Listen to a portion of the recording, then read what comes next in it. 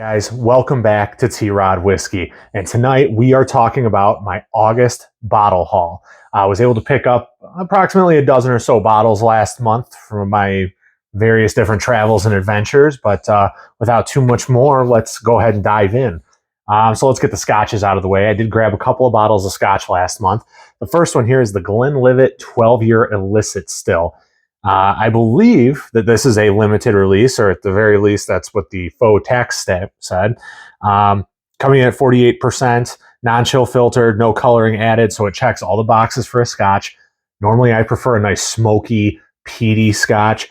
This one, I believe, is a Speyside, but it's gotten really, really good reviews, came very highly recommended to me by a couple of friends, so I decided to pull the trigger on it. After trying it, I gotta say, it is quite good, to the point where if I see another one at retail or on sale, I will definitely grab a backup of this, because I think the successor to this was the 12-year legal dram.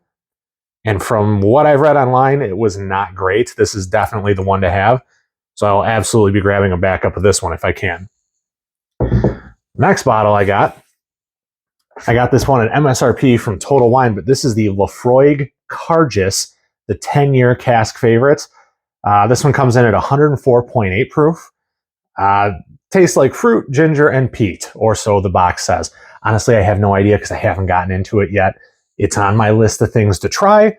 I'm not in a scotch mood right now. Once the winter starts to get into full swing around here, you know, Michigan winters can be a little bit harsh. I'm sure I'll want something kind of smoky just to help comfort me a little bit. But once we get into that one, there will definitely be a review coming for certain. Next, let's see here. Old Medley 12-year. This one was on sale at the liquor store at the end of my street. They know me there, so I usually get a little bit of a hookup. But I've been curious about the Medley brand for a long time. I've seen this one specifically, the 12-year, and then the Wathen single barrel as well, just sitting on the shelf. I know they're lower proof, 86 proof. But the reason that this came home with me is, as most of you can probably tell, this does resemble an Elmer T. Lee bottle, which I do not have an Elmer T. Lee. I would really like one, but I'm not willing to pay $300 to $400, which is what it usually takes near me to get your hands on one. So I guess we'll see how this one turns out. It is made at the Charles Medley Distillery, which, after a little bit of digging, turns out is now the Green River Distillery. So I don't know if it's sourced or exactly what's going on there, but it is 12 years age stated, so it can't be that bad. But I will definitely be giving this one a try. There will be a review coming of it for certain. Next up, we did take a little bit of a family trip to the IKEA, and I was able to stop by Superfine Wine and grab this Rittenhouse Rye single barrel pick from them. Honestly, it's hard to go wrong with these, right? For the $35-ish that these things command, they're a really, really good bottled and bond rye, especially the single barrels. The single barrels are really good for the price. I can't ever really bring myself to pass them up when I see them, so this one had to come home with me. Was kind of hoping for one of their other store picks, but we're not going to get into why that one didn't come home with me. But I don't really do the whole inducement game, so it's still sitting there. Next up, I got my very first bottle of Shanks. This is one of Michter's limited releases. This is the 2024 release, 91.2 proof. I did get to try this one recently when I was at the distillery experience in downtown Louisville. Really liked it. Probably the best sample pour that they had when we were at the tour. But as far as allocated bottles go, I'm sure I would like it if it had a little bit more proof to it. It is batch number 24E2227 for all you statistic geeks out there. I don't really know what the batch variation is on these. Like I said, I've never had one of these before, but I look forward to cracking it open and giving it a try. I did pay just a smidge over retail for it, but again, when I can find it for a reasonable price, usually I'm going to pull the trigger on it. I'm not going to split hairs over $5, $7, because honestly, I'm going to spend that much in time and gas anyways. This guy, Old Soul. This one is a Harper Liquorland pick, which is another really, really good store near where I live. Shout out to Sam and crew over there. They always do great things, especially with their barrel pick program. This one here is 124.98 proof, so basically 125. But what makes this one really, really cool is this was a super, super short barrel. Only, I think, 37 or 39 bottles. It was less than 40. I think they only got like 3 cases out of it. It was something insanely small. So I knew that I had to get my hands on it. And the flavor profile on this is so unique compared to other old soul bottles I have. This has a lot of like those dark plum, dark cherry, rich oak notes to it. It's really, really good. But it definitely needs a little bit of time to open up. The first sip, it was a little but after I let it sit open for a week or so, it got much better. I haven't had too much out of this one yet, but I definitely think I'll be going back to it soon, maybe even tonight after we're done recording. Who knows? Another Harper Liquorland pick, and I believe this is the only one of these that Michigan got. This is the Whiskey War Cigar Cask Single Barrel, coming in at 118.75 proof.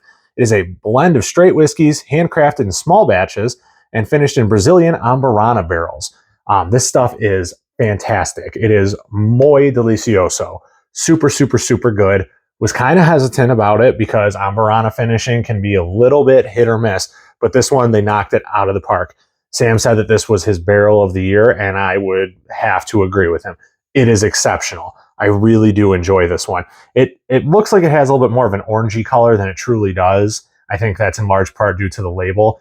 The tasting notes they give us, rye heavy mash bill, whose nose is dominated by sweet candied banana and coconut with hints of pineapple and tobacco. Your palate enjoys tobacco and allspice notes for a long, viscous finish. Yeah, that's pretty close. I would say it's like a cinnamon sprinkled pina colada. It is very close to what I got off of this. Now, how it's going to open up, who knows? We'll see. This one I'm particularly excited about. I got my first bottle of Weller 12. Anybody who knows anything about whiskey or who has been into the whiskey scene for any kind of time at all knows that these are very, very difficult to come by. I found this one for a very reasonable price. I think I paid $15 over SRP, which is far and away the best price I've ever seen it at. So it had to come home with me. Haven't cracked it yet. I'm sure I'll be doing that this weekend while I watch the Lions play.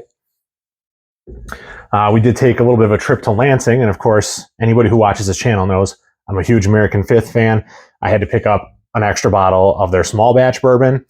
This one is 80 months old. It was finished in 30-gallon barrels, 90 proof, 4-grain bourbon. Super good. If you're ever in Lansing, I highly recommend checking out the tasting room. Anders and team there doing really good things. Shout out to you, Anders. I know you were the one I talked to the last time, and you kind of called me out for being that guy. Well, there you go. Two more. Let's see. They got the Jack Daniel's American Single Malt finished in Oloroso sherry casks. This one is only sold in liter bottles at 90 proof, and it is a domestic travel exclusive. Really good. Kind of a funky nose on it, but the taste is pretty good.